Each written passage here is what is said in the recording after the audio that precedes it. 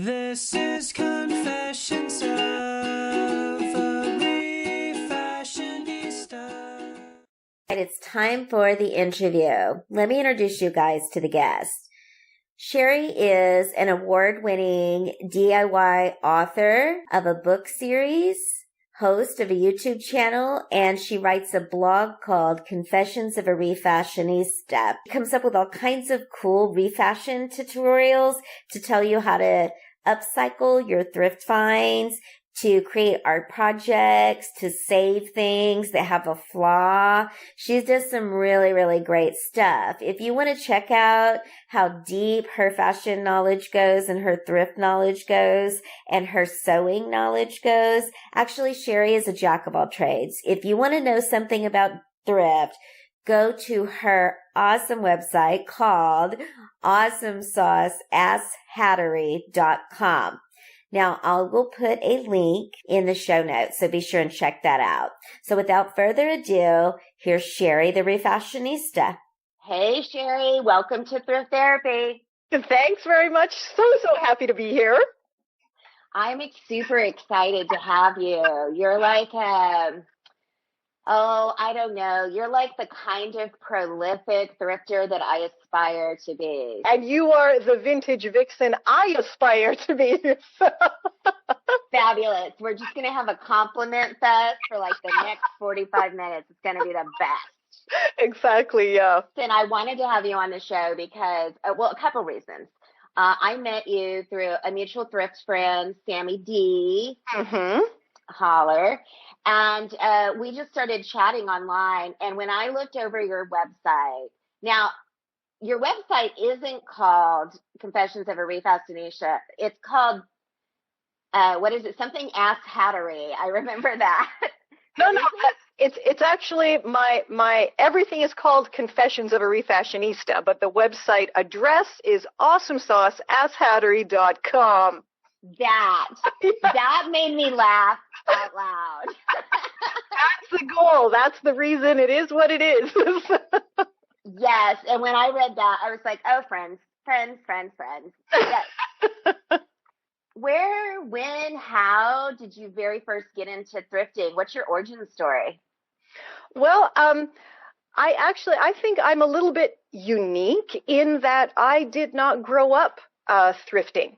I grew up in a household that was very anti-secondhand, and all of the horrible myths that I try to bust about thrifting now are things that were told to me when I was growing up. You know, it was dirty, it's just for poor people, all of these ridiculous things that we should know that are untrue. I mean, especially if you're an adult, you should realize that. But again, I guess different time growing up in the 80s, I have no idea. So my thrifting journey didn't actually begin until I left home.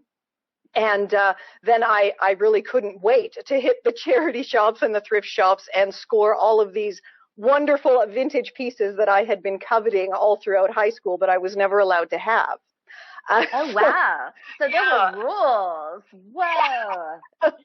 So it really is, when I read other people's stories or I listen to other people's stories, and I can't really relate to them. And it does make me a bit sad that I was never able to kind of have that bond with the people in my family of going through the racks at the thrift store or the shelves or, you know, all of that kind of stuff. It wasn't there for me. But now I do that with my own daughters. That's a nice intergenerational fix. I love it. Yeah, I've now created a new generation of thrifting in my family, so that's great. Yeah. Yeah, it's very common that as a therapist, I see this all the time, that parents want to correct something in their own childhood that either went wrong or that they missed out on, or that they think could be better. And what we call that in therapy is, if it's bad, we call it intergenerational trauma. But when it's corrected, we call it intergenerational repair. I'm doing an awful lot of that. I don't have contact with my family. So I do an awful lot of that in my life. Intergenerational repair. I really like that. So. I do too. It makes me feel like anything's possible. And it is. It really is. I mean, like I said, I mean, for myself, I'm living proof that you can kind of come from a not so fantastic background and really transform yourself into the person that you always aspired to be when you were a kid. You know, you can make that happen when you're a grown up, which is fantastic. You know what, Sherry? There is someone listening to this podcast right now that needed to hear that. I just know it. Yes, you can be who you want to be. And that's one of the things that I love about thrifting is it's a community really built on bettering yourself in some way. Oh, yeah, absolutely. It's like, I need a thing. I'm going to go get it. So even that, but also like, I don't like what the world is telling me I need to buy, so I'm going to go buy whatever I want. And you're going to get what makes you feel happy and what you feel great in. You know, this is the thing that I find is missing in kind of the consumerist mainstream mall shopping experience is you go there and it's stores and mannequins and whoever telling you what you need to get. But when you go to a thrift store or a charity shop or a swap, it is you telling you what you like the feel of, what patterns you like, what, you know, it's all about you and how you feel. It's nobody telling you what to do or how to look or what to wear. Good point. I feel like a thrift squirrel, like I'm out hunting for treasure. Yeah, you know, exactly. Speaking of, I've watched a lot of your videos and I was thinking like, you know, those people that hide things at thrift stores? I was thinking that those are thrift squirrels. They're like little thrift squirrels. Exactly. And that's why you have to check every section at the thrift store because you can usually find something awesome that someone else has hidden away and get it for yourself. I know. That's one of your really good tips. Yeah. Like, don't forget to check in the book section for lamps, for example. Yes, you saw that one. That is where I got that beautiful vintage lamp. That was like such a score. And again, someone, I don't know if they had hidden it there or maybe they just decided they didn't want it. And as you know, people just kind of chuck things wherever they want to. But again, they do that in mainstream stores as well. But yeah, that was an amazing find. And of course, I still have it to this day. That's awesome. So, you know, now we have a lot in common. The more videos I watched, the more I saw that we had in common. One of the things we have in common is we sew. Now, before you talk, let me warn you, I do not sew at the level you sew at. It's too frustrating. But I'll fix something. I'll take something in. Sometimes I'll rearrange something a little bit. But you're amazing. Like, tell me a little bit about your sewing evolution. When did you start sewing? Well, again, I think once again, I'm quite the unique little unicorn here in that I began sewing only about 6 years ago. Wow. Yeah, and I only started doing that because I had inherited this huge, heavy, terrifying vintage machine from a great aunt when I was living in Berlin. And she gave it to me because she couldn't really use it anymore. And said, oh, here, you can hem your pants and do whatever. And that's what I started out doing, just kind of doing really basic alterations. And then because clothes never fit me properly off the rack, like ever, I have kind of a large chest and nothing ever fits ever. And I started looking online, found some tutorials, and that is how my refashioning journey began. Just kind of wanting my own clothes to fit better and be the right length. And yeah, I totally taught myself. So again, proof that regardless of how old you are, you can start something brand new and do whatever the hell you want with your life. I love that message because I got to be honest with you and the listeners. Sometimes I feel irrelevant doing this podcast because I'm so much older than the influencer crowd, I guess, in the thrift community. And you're with me, right? I'm 45, so. Yeah, I'll be 50 next year. So I've been thinking a lot about age and what sort of messages I've internalized about age. And whenever I find someone else my age really living authentically and not silencing themselves as they age, I just feel like a sense of kinship. So I want to thank you for being yourself and putting yourself out there and not listening to those stereotypes that tell women in particular, you don't have anything to say after 40. Like, you know what? Fuck all that. Like, I was out of North America for 22 years, right? I left when I was 22 and I came back when I was 44. And during that time, I started out, I left originally because I got a very lucky modeling contract to Japan. And then I was there for a bunch of years. And then I moved on to England for a few years. Then I moved on to Greece. I had my own bilingual entertainment newspaper there. And then I spent 8-9 years living in Berlin, Germany. And I can honestly say it wasn't until I returned to North America that my age really kind of punched me in the face. Oh. Yeah, it was, the reverse culture shock was so massive. And I really, it's very disappointing to me how behind North America, I mean Canada, but Canada and the US are when it comes to any kind of open-mindedness regarding pretty much anything, but in particular, as we're talking about age and women. You know, we are not supposed to age. We are not supposed to have an opinion. And it really, it is very, very different from, you know, where I was recently living in Europe, where things just are a lot more open. And again, even when it comes to thrifting and secondhand and upcycling and sustainability, I think North America also really has a long way to go compared to elsewhere in the world. so I think that's really good information to have. I have mixed feelings about it, but it's great information to have. I feel encouraged that, you know, maybe there's other parts of the world that have something to tell me about aging that maybe I haven't heard, which sounds very exciting. But then I feel sad to know that maybe we're like at the bottom of the list in openness here in this culture. And I find that very sad.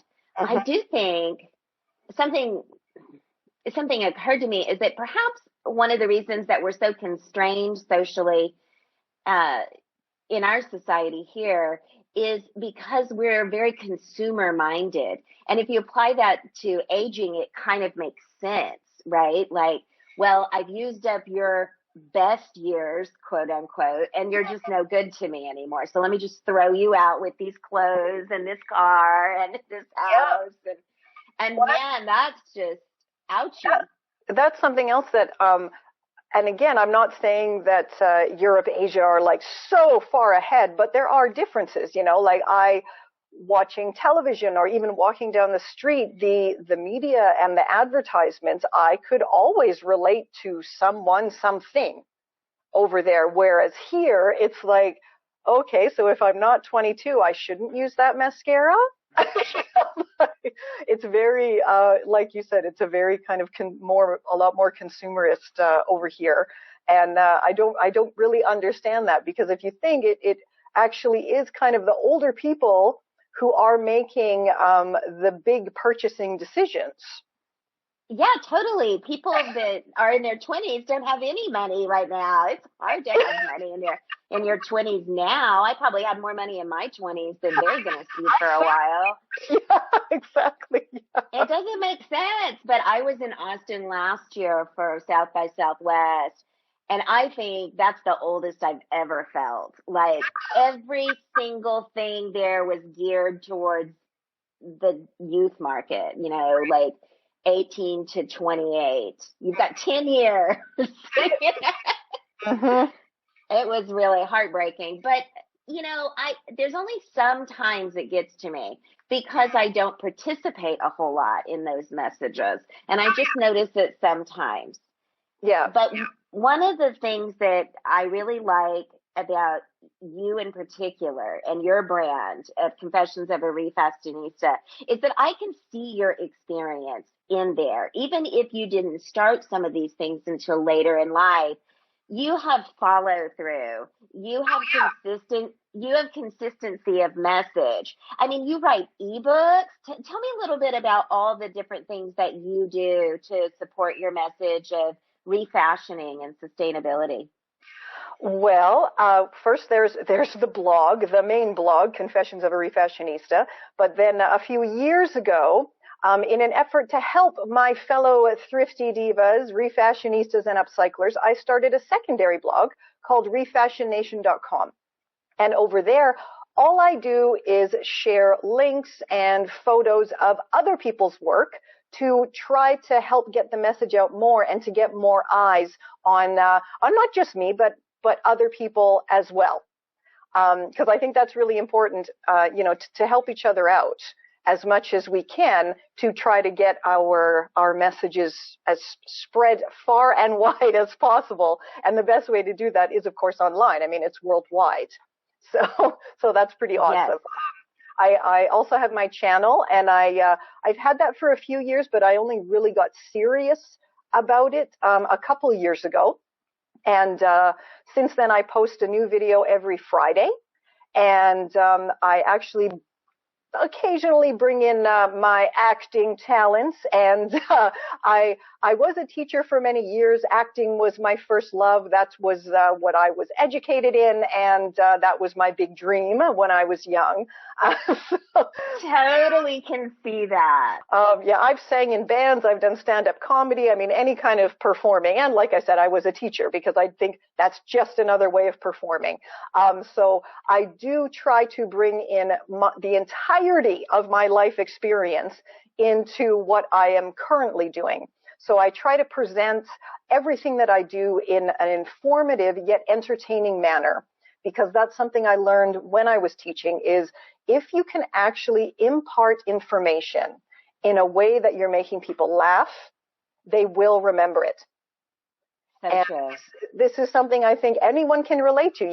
We had those teachers in high school that we were just bored out of our minds. And then you had that one teacher that was fun. And that's the one you remember. And that's the one you did well on the tests and everything. And so I really, that's kind of how I try to present my own work in such a way that people not only want to see more, but they are actually learning something, maybe unintentionally, while they're being entertained. I think that's a great catch, because I feel the same way, and I do that in therapy too. Of course we cry a lot in therapy, but we laugh a lot too, because it is about growth. It's about learning and investigating. So I agree with you. Yeah. So I have Refashionation, Confessions of a Refashionista blog, the channel, my 17 ebooks that I've written. I actually also do have a published book, and I have, I think, 2 or 3 books now on Amazon Kindle. And again, every single thing, I'm a one-woman show. I do it all myself. Amazing. Yeah, it would be lovely, to have the big staff like some of these huge bloggers have and professional photographers and everything, but I'm not there yet. So you just got to keep kind of hustling and doing your best. And that's what I'm doing right now. So. Well, your best is pretty good, I got to say. I mean, I don't know how you have the energy for it all. And that's one of the things that comes across in your YouTube channel is you have a high level of energy. Where does that come from? Where do you get that? Like, are you doing lines in the sewing room? What's going on? Honestly, I think it comes down to the anxiety. I really do. I honestly have this need to put out my best possible work, and I just use free programs for editing and everything like that. I'm still using the same old design program I used way back in Greece to design my my bilingual entertainment magazine that I had there for 5 years. Like nothing's, so I have everything kind of in my way that I do it, and it is working for now. But I think, that's the best answer is anxiety, the hope, dream to do the best that I can. And, yeah, when you do have high anxiety, I think the energy level is usually up pretty high because It's interesting too, because I think that where that comes from is the adrenaline that comes with anxiety. oh And yeah, for sure. and I think it's great that you're finding a good outlet for that, because a lot of times when I'm working with anxiety in therapy, the anxiety is just, and the adrenaline is just dominating the mind and the body. Hmm. And there's not enough space inside for all of it. So taking it and putting it into something is actually quite therapeutic and productive. So I'm really glad you said that. I hope that those of us with anxiety listening and talking, right? I have anxiety too, and I think it makes me very productive. It does, Um, and it is really important to get that out there that any creative person I've ever met in my life has anxiety. I have yet to meet a creative person that is just totally relaxed at all times and, without going into their own mind too much.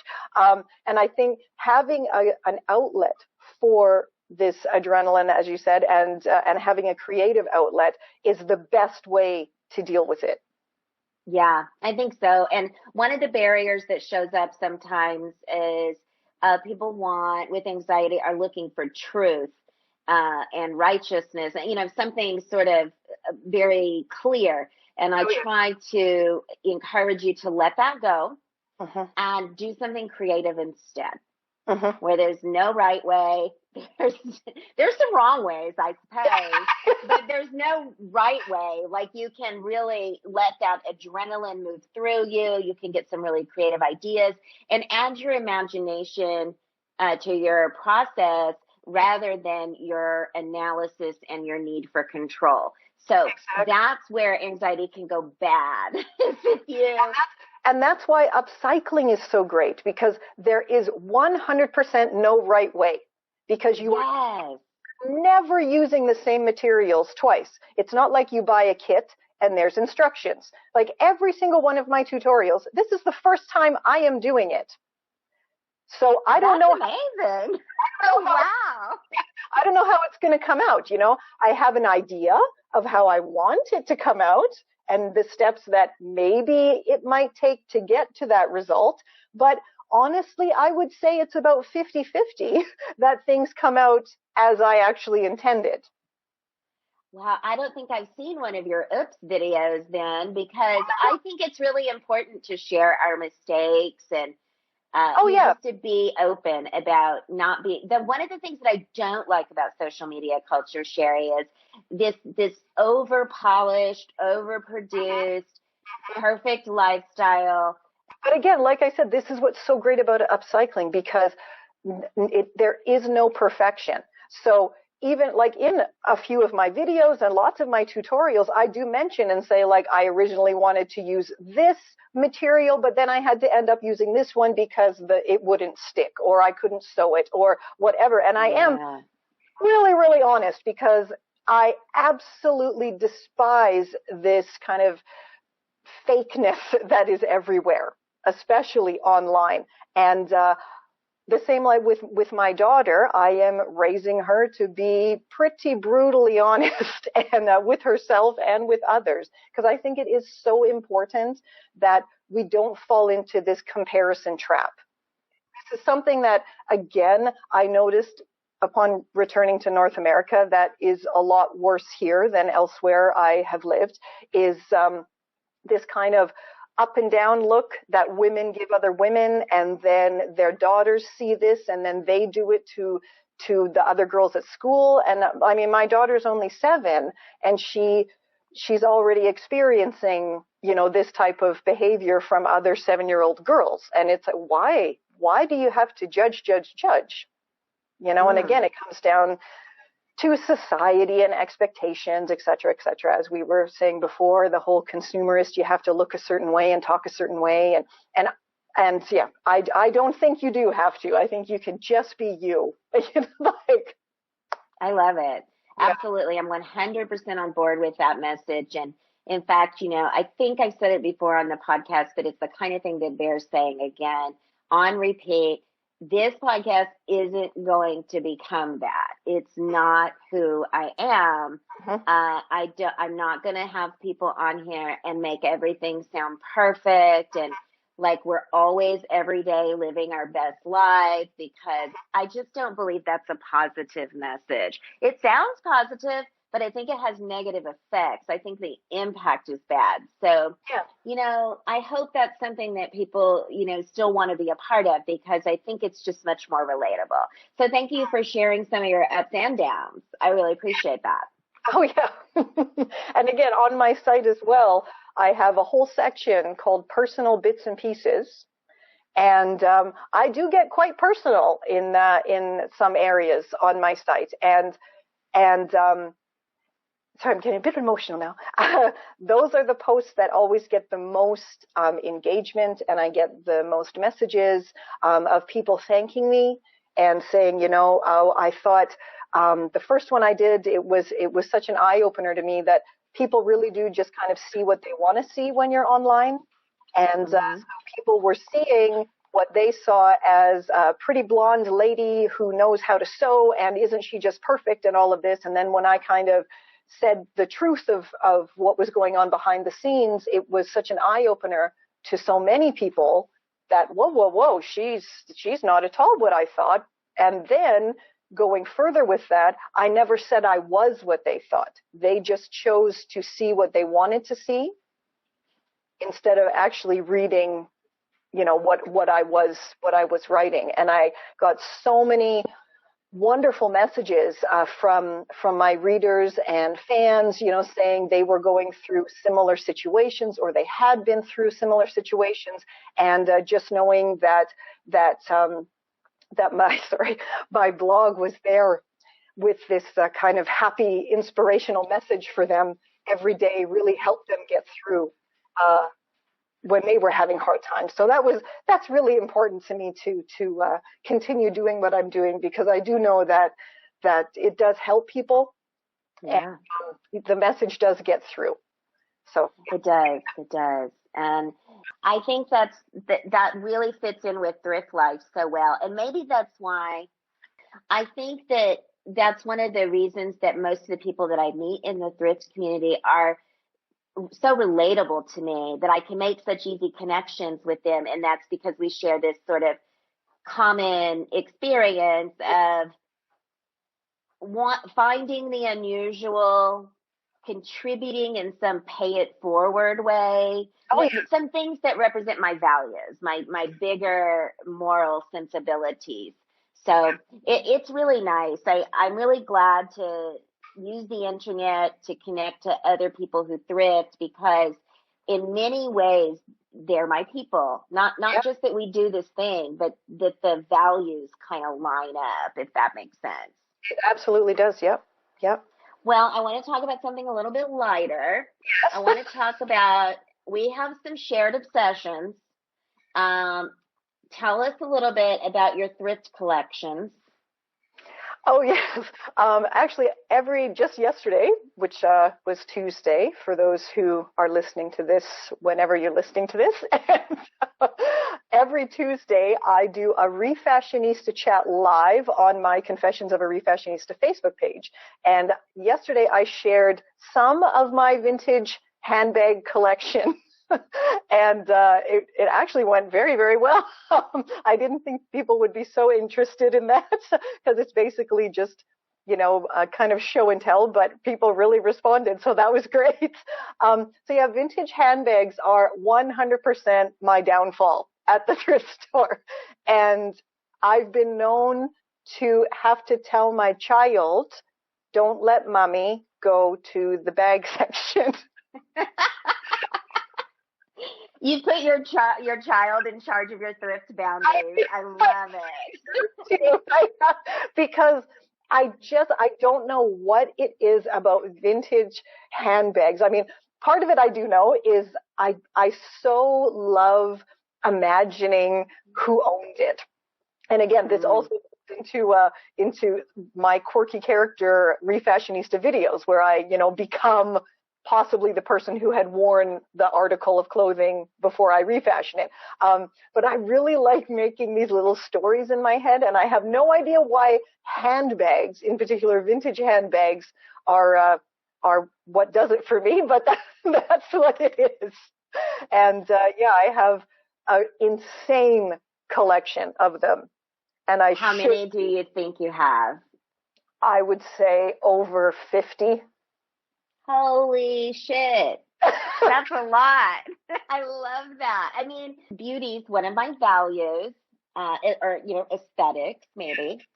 And it's really in my top 3 values. It's something I can always find meaning and pleasure in. The way that I make meaning out of these aesthetically pleasing objects is that I envision somebody making it.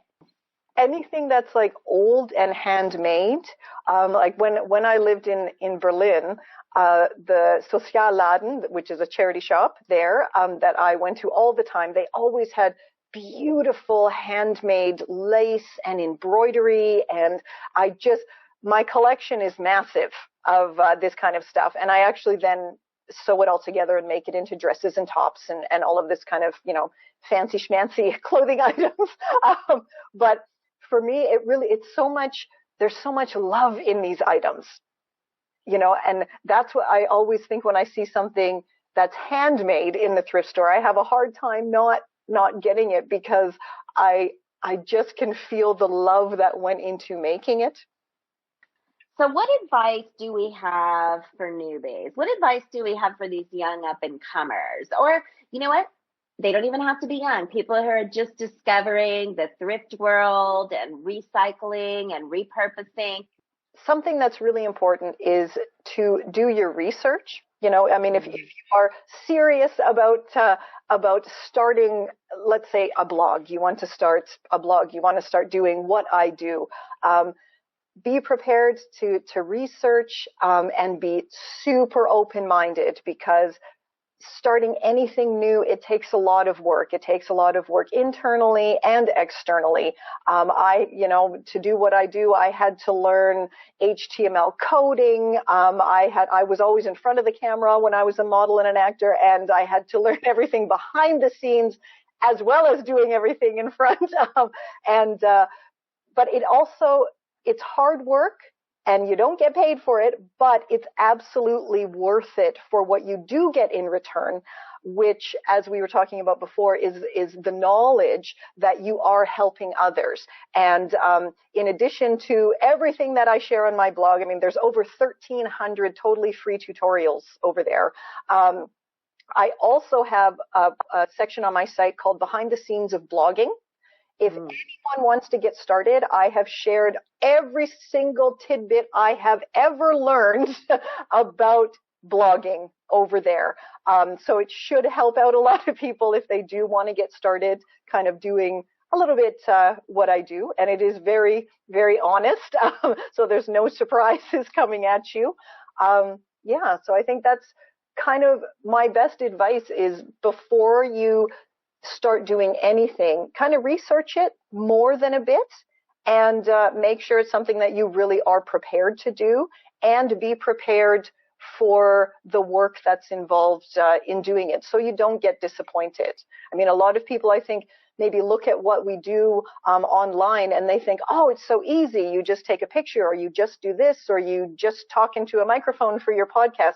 But there's a lot that goes on behind the scenes that people don't see up front, which is, again, why I created that section on my blog, to let people know that, a lot does go on, and here's how you can do it yourself.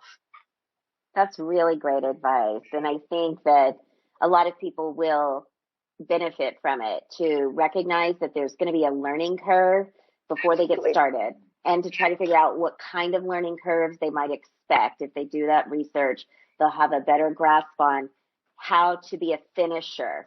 That's one of the things that I think a lot of people struggle with, is finishing. A lot of people can start, but they're not all finishing. And I think that tip that you gave is a really great way to be better at finishing. It's not that you have to know everything before you get started. Don't worry about that. It's being prepared for what the emotional and the cognitive journey might be like for you. Yeah, that's really good. That even goes along with if you're just starting out going to thrift stores. I mean, something as simple for us as walking into a thrift store, for some people it really is difficult because of all of those crazy myths that I was talking about. And again, I don't know if you watched that video of mine where I bust the thrifting myths. Something's worn by one person a few times and washed. That's a lot cleaner even than brand new items that are made in the piecework, where one piece is made in Bangladesh, another piece is made in the Philippines, another piece is made in Africa, and then they're all put together in Romania. And each time, like, that's disgusting. Those items are not clean when they take them out of the shipping boxes in the fast fashion stores and even in some designer stores, and then hang them up on the rack. Plus, then how many people could have tried that item on before you even bought it? Brand new.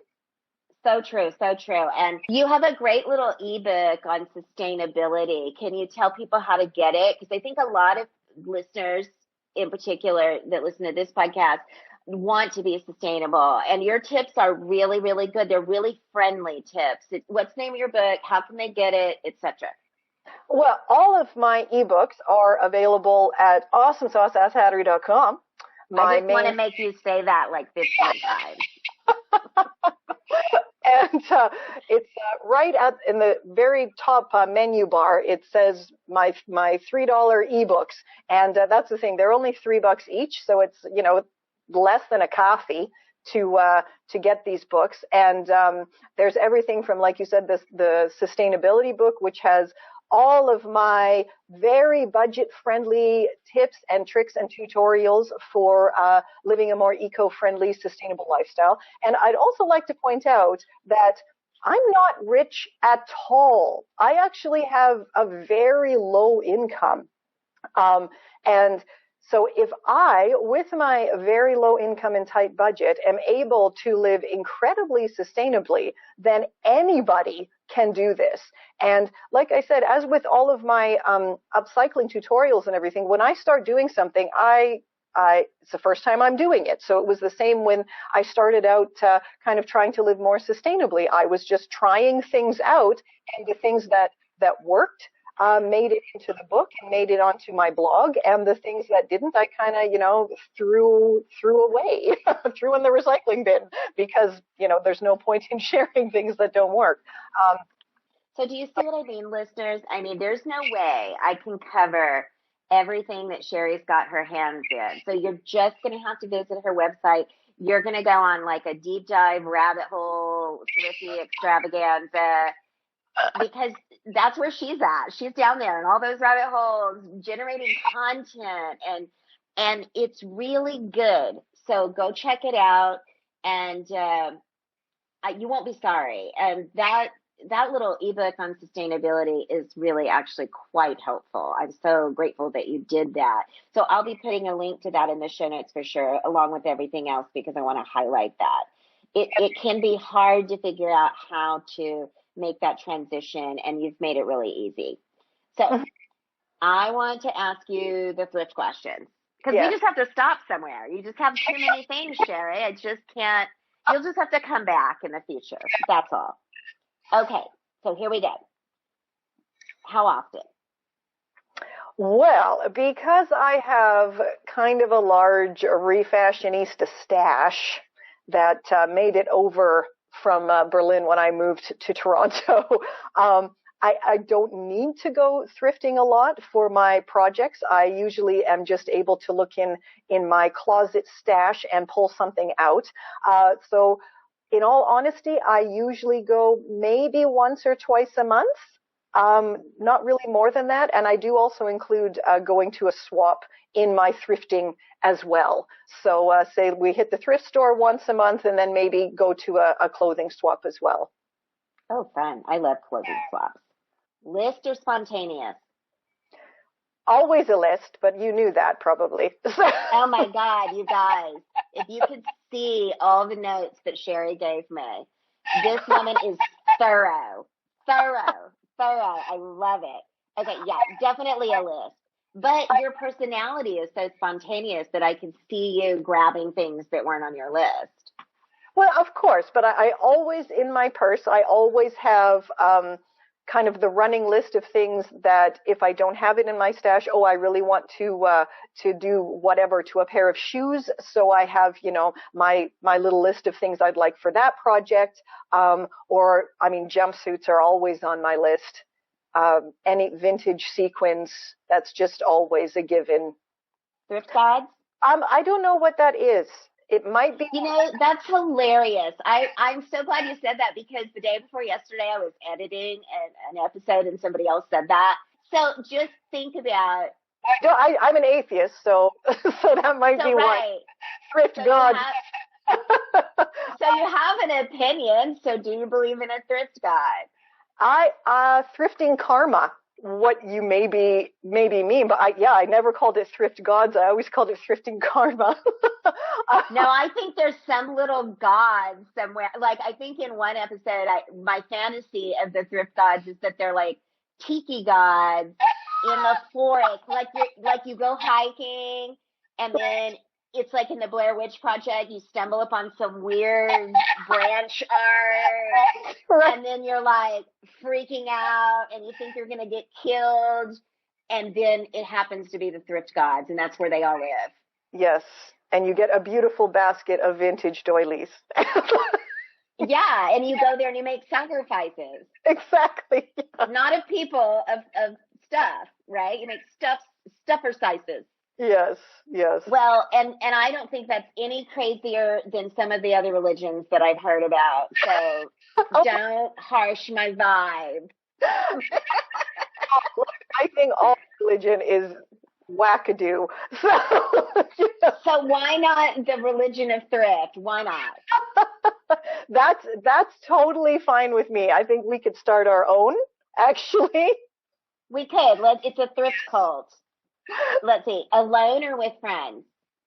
Well, sadly, since returning to North America, I don't have any friends around me. I know that sounds so horrible and sad, but it's true. My friends all live internationally, so it's usually just me or me and my daughter. Okay, so you got to tell me your best or worst thrift story. Well, the best is finding any vintage sequin garment. That's always like my entire year is made when I find a handmade vintage sequin garment. That's just the ultimate for me. Regardless if it's my size or not, I will refashion it and make it into something for myself. And do you have a particular story that you want to share? For the worst? Sure, those are my favorite. The worst actually happened shortly after I'd moved back to Canada and was at the thrift store, of course, trying to get the odds and ends that you need when you internationally move. And I saw a pair of vintage trousers. They were men's trousers, but they looked like they might fit me, which is awesome. So I took them into the change room. Now, I rarely try anything on because I know I can refashion it, but for some reason I decided to try these on. When I took them off the hanger and kind of opened them up, there was a full-on poo in the trousers. Oh my God. Skid mark, like a full log stuck to the inside. Oh my God. So I kind of shrieked. What did you do to piss off the thrift gods? Yeah. Yes, where's the thrift gods now, damn it? But yeah, that had to be literally one of, if not the worst moments of my thrifting life. I don't even know how that happens. Like, how does one leave a giant poo in a pair of pants? And not only that, then how does someone put it on a hanger and put it in a clothing rack? This is what I'm thinking is, was it there before it made it onto the shop floor, or did someone decide, hey, no one is going to buy these because they're so ugly, checkerboard vintage, and pooped in them and hung them up? I don't know. Like, Oh my God. I mean, my mind is racing with possibility. All I know is that you need to be a believer in the thrift guide from now on. Hashtag thrift cult. Hashtag new convert. Oh my God. I'm even smelling poop, like in my nose. I just have the smell of poop now. Oh, that's a good story. That's a good thrift. See, if you only shop at the mall, you're not going to have any awesome stories. Like exactly. And look, thrifting, I always say, like, it's always an adventure. Even if you don't like anything, it's always fun. You know, like always fun. Yeah. There's never a time that it's not a hilarious experience. You can't even be mad that there's poop in the pants. And I wasn't. Yeah, and I wasn't. I took, I did my little shriek and then started giggling like you would. Took it out, took it up to the counter and was like, excuse me, but there appears to be poop in these trousers. And I want to know their reaction. Like, what did they do?